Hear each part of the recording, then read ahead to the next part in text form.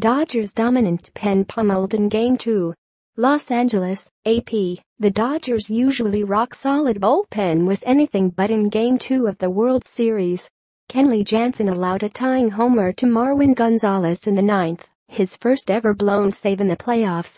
Josh Fields gave up long balls to Jose Altuve and Carlos Correa in the 10th. Then Brandon McCarthy surrendered the decisive blow, a two-run shot by George Springer in the 11th. All from a bullpen that had thrown 28 consecutive scoreless innings. After that streak ended in the 8th, the once-dominant Dodgers bullpen gave up 6 runs in its final 4 innings, costing Los Angeles an 7-6 loss in 11 innings to the Houston Astros that evened the World Series at 1-1.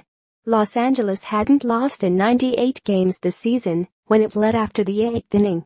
On Wednesday night, it just couldn't stop baseball's highest-scoring team from the regular season. Kenley's the best in the game. He's kind of got us spoiled, and we expect him to be automatic, outfielder Enrique Hernandez said. But he's human, and he made a mistake. Manager Dave Roberts had it lined up just as he wanted. Kenta Maeda replaced starter Rich Hill after 60 pitches. To begin the 5th inning, Hill slammed his glove in the dugout after being told, and Maeda and left-hander Tony Watson combined to hand a 3-1 lead to the back of the bullpen.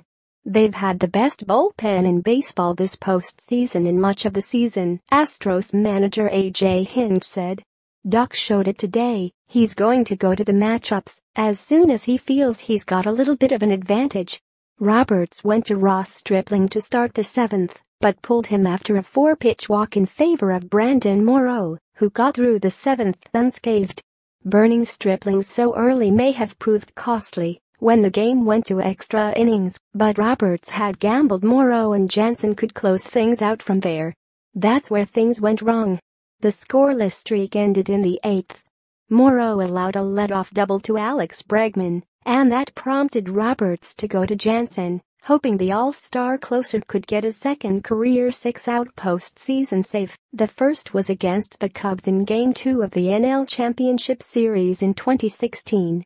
Jansen allowed Correa's RBI single in the 8th, the first run surrendered by a Dodgers reliever since Game 2 of the division series. Still, Jansen took a 3-2 lead into the 9th. I'll take Kenley any day of week with a 1-run lead going into the 9th, Roberts said.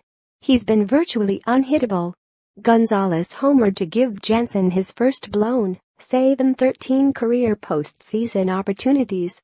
One missed pitch. You got me, Jansen said. You can't beat yourself up about that.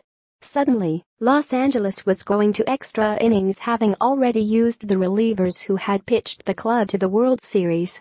The next inning, Roberts went to Fields, who had pitched just 1 inning the entire postseason.